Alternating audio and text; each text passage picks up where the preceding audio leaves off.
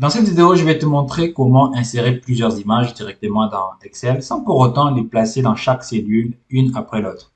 Ça peut être très fastidieux s'il faudra placer chaque image après avoir inséré manuellement. Si vous avez 100 photos, ça vous prendra énormément, au moins minimum 30 minutes pour finir. Alors avec cette technique, ça te permettra de pouvoir être à l'aise et de finir ces travaux dans moins de temps. Alors pour passer à l'action, je vais vous montrer, nous avons ici une feuille Excel où nous allons donc devoir insérer des images. Et l'emplacement des images est très important.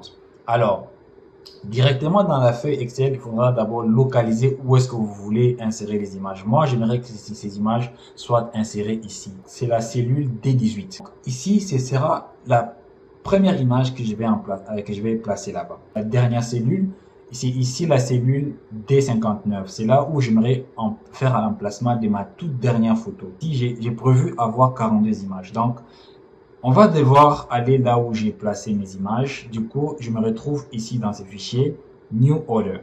Dans ce fichier New Order, j'ai 42 images que je vais donc devoir utiliser. Alors, très important ici déjà de préciser que ces images sont dans un fichier, quelque part dans votre ordinateur. Et ici, la localisation de ces fichiers, ici, je l'ai là-bas. Donc, c'est dans les disques E et voilà. Donc, j'ai donc l'emplacement exact de mes photos. Et cet emplacement, vous le copiez. Donc, on va copier cet emplacement, ça va nous aider. Alors, nous allons ouvrir notre fichier où il y a donc les codes. Ici, la première des choses, nous avons l'option explicite qui nous permet de pouvoir dire à Visual Basic ce qu'on veut faire. Alors, premièrement, on va d'abord lui dire que nous avons les images qui sont cachées quelque part dans notre ordinateur.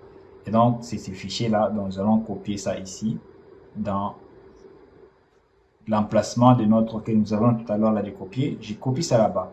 Il faudra faire attention, c'est que chaque emplacement de ces photos doit finir toujours par un slash comme ça. Ok. Alors, tout ça, ça reste pareil, il n'y a rien qui change. Maintenant, tout à l'heure là, je viens de dire qu'il faudra connaître l'emplacement des photos dans votre feuille Excel. Et du coup, comme vous allez ici voir, Sub Insert Pictures, vous allez voir que je commence ici, premièrement, par mettre l'emplacement exact. C'est-à-dire, je commence par D18 pour finir avec D59. Et donc, ici, nous connaissons déjà. Et par la suite, il y a quelques modifications à faire rapidement parce que vous pouvez reproduire ces mêmes codes pour votre cas aussi, sans problème. Ici, j'utilise D, c'est parce que c'est la colonne D. Vous pouvez aussi mettre la colonne A, la colonne B, selon ce que vous avez comme emplacement où vous voulez mettre vos images. Je commence par 18 parce que c'est là où je veux que mes photos commencent. Vous pouvez par exemple commencer ici exactement, la colonne des 18, mais c'est là vous poussera à pouvoir modifier le code de base. Donc ici par exemple, je vais pouvoir mettre des 18 jusqu'à 2,59. 2,59 c'est là où j'aimerais que mes photos finissent parce que j'ai 42 photos. Et du coup, quelle autre modification à faire? Je vais donc devoir dire à Visual Basic que je vais prendre tout type des images, de tout format, JPEG, PNG et tout consort. Donc c'est là-bas. Et par la suite, vérifier le chemin qui est là. Donc ça, il n'y a pas grand-chose à faire. Et du coup, la récupération des fichiers du dossier, on descend avec les codes. Il y a quelques modifications qu'il faudra faire, c'est ici, insérer dans les cellules. Cette fois-ci, c'est les cellules D18 jusqu'à D59. Très bien. Et ici, on prend la cellule de départ. La cellule de départ, c'est la cellule 18. OK? Et la cellule, on va donc devoir dire à notre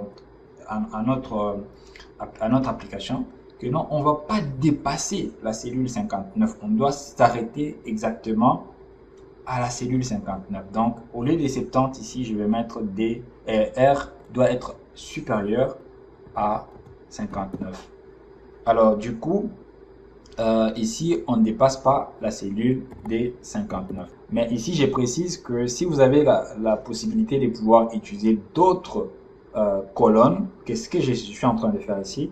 Là, vous devez changer. Au lieu de D, vous mettez par exemple la colonne A et selon ce que vous voulez, bien entendu. Alors, après, nous avons par exemple là, ça, il n'y a pas de grandes choses à faire. Et on descend, on descend, on descend. Yep, ici. Vous voyez ici, nous avons ceci. Ici, nous avons R60. C'est-à-dire 60 doit être changé à 18 parce que c'est là où nous commençons nos images. Et donc ici, c'est des 18 à 59. Alors, si par exemple, vous avez d'autres emplacements, ça aussi, vous devez changer. Après, vous descendez, je crois qu'il n'y a plus grand chose à faire. Le reste à faire, c'est juste copier ce code. Vous allez copier ça. Alors, la prochaine étape, c'est que vous allez vous retrouver ici sur votre feuille Excel. Vous allez juste appliquer un format qui va générer Visual Basic. Donc, ce sera Alt F11. Alt F11 vous permet d'afficher dans Visual Basic qu'on appelle Microsoft Visual Basic for Application. Vous allez donc aller sur Insérer et puis Module. La suite, ce sera tout simplement de pouvoir copier les codes là et les coller ici. Donc, j'avais déjà copié, je vais juste coller. Donc, je me retrouve avec ces codes que je viens de coller ici. Et donc, la prochaine étape, c'est juste cliquer là sur Run ou bien F5. Et du coup, on a les images qui seront donc automatiquement reparties dans notre fichier Excel. Donc, dans notre feuille Excel, comme on veut voir. C'était rapide, 1 minute, et vous avez donc les images. Alors, nous allons faire un autre petit exercice, ok? Un autre petit exercice rapidement pour vous montrer que ça peut être possible de le faire aussi ailleurs, ok? Je vais par exemple choisir cette fois-ci la colonne K, ok? La colonne K, on va le faire rapidement. Je vais donc aller directement ici sur Visual Basic, ok? Ok, Visual Basic, module, insérer module, et je vais donc coller ça. Au lieu de mettre ça dans D, je vais mettre ça par exemple dans K. Ok, donc je vais changer partout K, en majuscule bien sûr, K, et ici je mets K, ici aussi je mets K.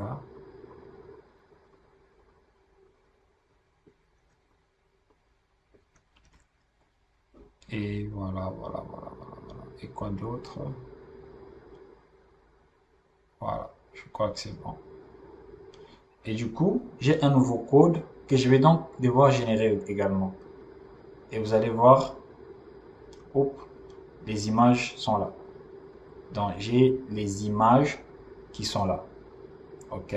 Mais vous allez un peu voir que ces images sont un tout petit peu en miniature. Ça prend les sizes de quoi? De ma cellule. Donc, comme vous pouvez voir, c'est un tout petit peu là. Si j'agrandis, peut-être ça ne sera pas pareil. Si je fais ça comme ça ne sera pas pareil.